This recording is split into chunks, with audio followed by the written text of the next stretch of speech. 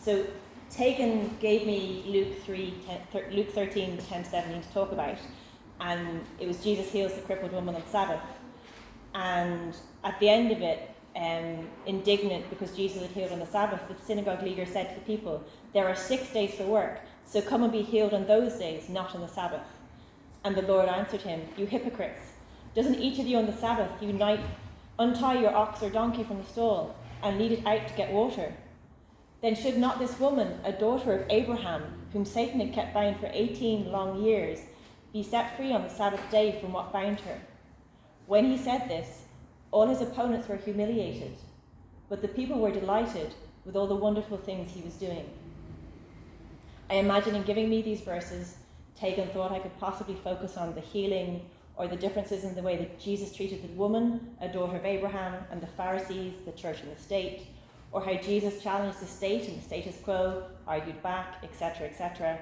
And all would be really valid and beneficial things to do, but that didn't strike me, so I'm not going to talk about it. Instead, I was thinking about Jesus on the Sabbath and his approach to the Sabbath. So I went on and I was looking at Mark 2, 23 to 27. Jesus is Lord of the Sabbath. One Sabbath, Jesus was going through the grain fields, and as his disciples walked along, they began to pick some heads of grain. The Pharisees said to him, look, why are they doing what is unlawful on the Sabbath? And he answered, have you never read what David did when he and his companions were hungry and in need? In the days of Abiathar, the high priest, he entered the house of God and ate the consecrated bread, which is lawful only for priests to eat. And he also gave some to his companions. Then he said to them, the Sabbath was made for man, not man for the Sabbath. So the Son of Man is Lord, even of the Sabbath. And that struck me. The Sabbath was made for man, not man for the Sabbath. And I love when this happens, like when Kate was praying and she says something that I'm going to say later on. It's fantastic. This really echoed with the last few books I've read and some Bible studies I've recently taken part in. What is the Sabbath made for? Why does it exist? Going back to the Old Testament laws in Exodus 20, 8 to 11, the fourth of the 10 Commandments. Remember the Sabbath day by keeping it holy. 6 days you shall labor and do all your work. But the seventh day is Sabbath to the Lord your God. On it you shall not do any work, neither you, nor your daughter, nor your son, nor your male or female servant, nor your animals, nor any foreigner residing in your towns. For in 6 days the Lord made the heavens and the earth, the sea, and all that is in them, but he rested on the seventh day. Therefore the Lord blessed the Sabbath day and made it holy. Holy in this context means set apart for God. And Sabbath comes from the Hebrew word Shabbat, which means to stop working, stop wanting, stop worrying, to just stop. Sabbath or Shabbat can also be translated into to delight in the world, to delight in our lives, to delight in God himself.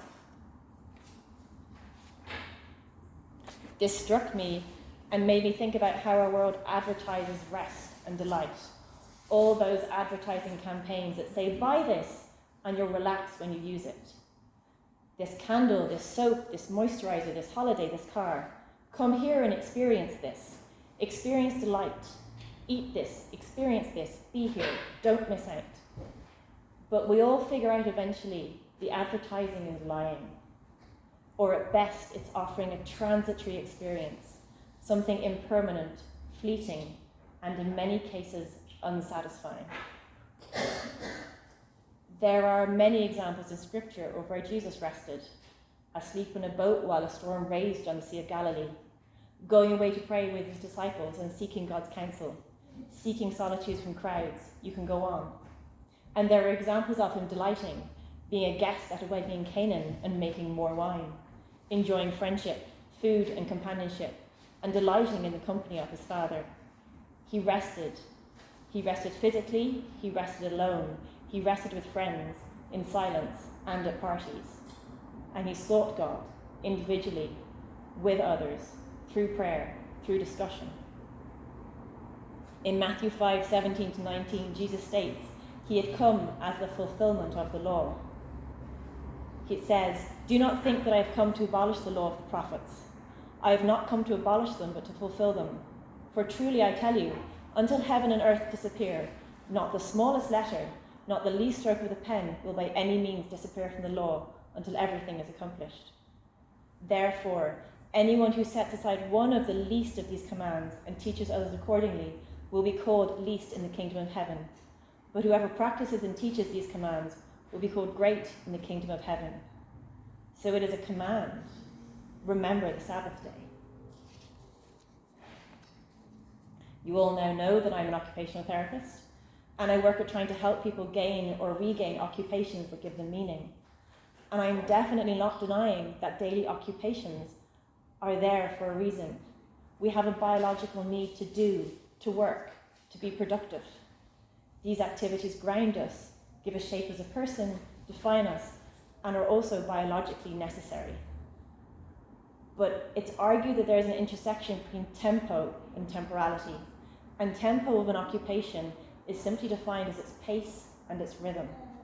Temporality, in contrast, has to do with how we understand an occupation in past, present, and future, or in relation to time. When life is rushed, as it is in the fast lane of modernity, the results can be the forgetting of being, or doing without being. We become a human doing, not a human being. In A.J. Swabda's book, Subversive Sabbath, he says, "We have become perhaps the most emotionally exhausted, psychologically overworked, spiritually malnourished people in history." John Mark Comer, in The Ruthless Elimination of Hurry, talks about creating a practice of rhythm, of slowing down once a week, which as Christians allows us space to create a practice of celebrating the Sabbath and thus of finding God. Then, because we are humans and our lives bleed across divides that we may try to construct, this practice of slowing down and finding God translates to finding God in moments every day, every week, at different times. But I kind of looked at it and I was like, what does this mean practically? Because that's great in theory. It's fantastic. Love the idea. Practically, does this mean that I should stop on a Sunday? Is this practical? Is it selfish? Is it neglectful? And it's tough, and I wrestle. Last Sunday, I spent most of the Sunday service preparing food for the meal after the church service. Was I resting, or did I fail in resting on the Sabbath? Or was I delighting in feeding my fellow believers? I still don't know the answer to that one. I struggled with it when I was writing this. But in thinking about it, I was like, think of myself as a human and take a softer, gentler approach. Lean into the idea of delight, of Sabbath meaning to delight in, the enjoyment of God's presence on a Sabbath, even if that isn't a Sunday for some of us. And what are we talking about? A mental and emotional reset, the permission to give yourself space to do this as a gift and a desire from God, time with family or time away from family, meeting friends and sharing a meal, or avoiding people completely to reorganize your books. Going for that 10K run and enjoying the delights of the physical body God designed for you, or sitting and physically resting with God and thanking Him that He wants you to rest in Him. What would cause you to stop, pause, rest, and delight in God? And how would you fill a Sabbath moment or a Sabbath half day or a Sabbath day with these things? What would you include? What would you put in? And I was thinking about what does that stop mean for now? Putting down my work phone for the day and not checking emails? And leaning into that space created to find Jesus? Is it not doing housework and using that time for family, friends, and faith? Is it engaging with friends in a way that fills you with delight and pleasure? I just went across to the Radisson before this and had tea and scones. That was definitely restful, and I definitely delighted. I find that maybe as a Sabbath activity, but in a different definition of Sabbath. In doing some of this pre-work that I did, or this with other people, I was challenged to look at my own Sabbath by someone I really respect. And I had an answer, but it really scared me. I do private work 1 day a week as an OT on Fridays. And I decided that I should stop doing all my little bits of catch-up, finish writing the reports, send that email, or make that phone call on Sundays. I would make Sundays a private work-free zone. I would not go near my private clients on a Sunday.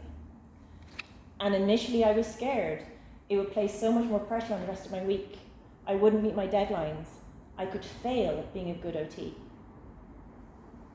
And conversely, I found because I had to become more organised and better scheduled and more realistic with my deadlines, removing the spillover into Sunday has actually taken the time of Sunday night stress out of my week and allowed me to contain the beast that is working for yourself far more effectively.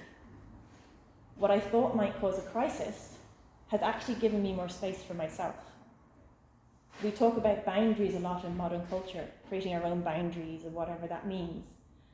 And this semi-externally imposed boundary from that person I respect and also from God has actually freed me. It made me lean back into the promise that God created the universe and designed it for us. And therefore he designed the Sabbath day for me because he cared and he knows what's best for me. And he understands how to nourish my soul and build my relationship with him. His idea of a Sabbath is a gift from him to me and to us. There's a conflict though. Modern life, as we know, is go, go, go, achieve, achieve, achieve. But what I've noticed is in some spaces of culture and places generally inhabited by the younger generation, it feels different. I see the new graduates that I work with in healthcare and they work their hours and leave. They don't value the mentality that more is better. The current reporting in some newspapers and other places of an epidemic of quiet quitting, which is leaving on time, across the media is an example of that generational ideological clash. And whether this is a post-pandemic change in how we view the world, ourselves and our time and who we belong to, or are people capturing the idea that they belong to something other than work, something other than a title and a role, and that what you do reflects centrally in what or who you are as a person. Zaid Khan, who's a TikTok vlogger and is well known in that sphere, says, "You're no longer subscribing to the hustle culture mentality that work has to be your life." He and his peers reject the idea that productivity trumps all. They don't see the payoff. I do my work, I meet my deadlines, and I'm still able to take time to just step away from everything. Can it be that this generation of people in their early 20s can see the cracks in the world that tells you to hurry up, even when you're relaxing?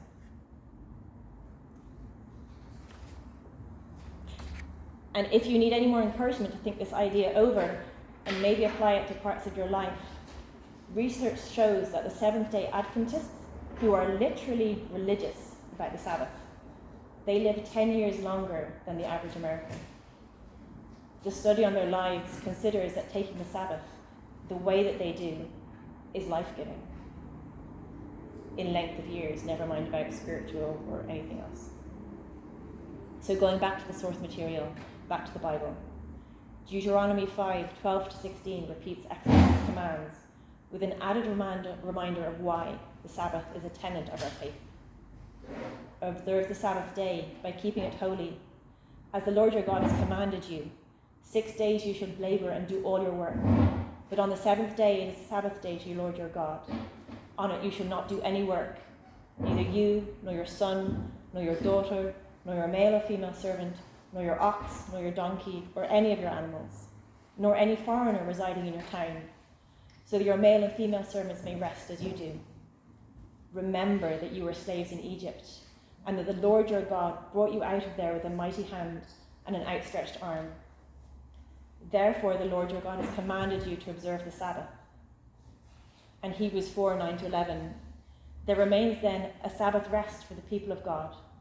For anyone who enters God's rest also rests from their works, just as God did from his.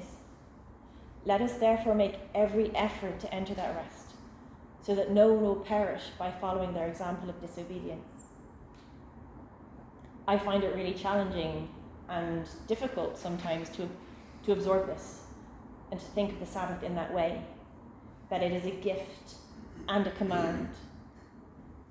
And as I was writing this talk, I got the image of, it's just like a loving parent providing a healthy meal and saying, eat this, it will nourish you. We are no longer slaves, but we have a gift and a command of a day to rest and delight in and with our God. And it's something that we should, I think, lean into more. But how we do that might be individual to us. I'd just like to finish with something H.H. Farmer says, reflecting on our modern world and its hurry culture and God's idea of the Sabbath. If you go against the grain of the universe, you get splinters.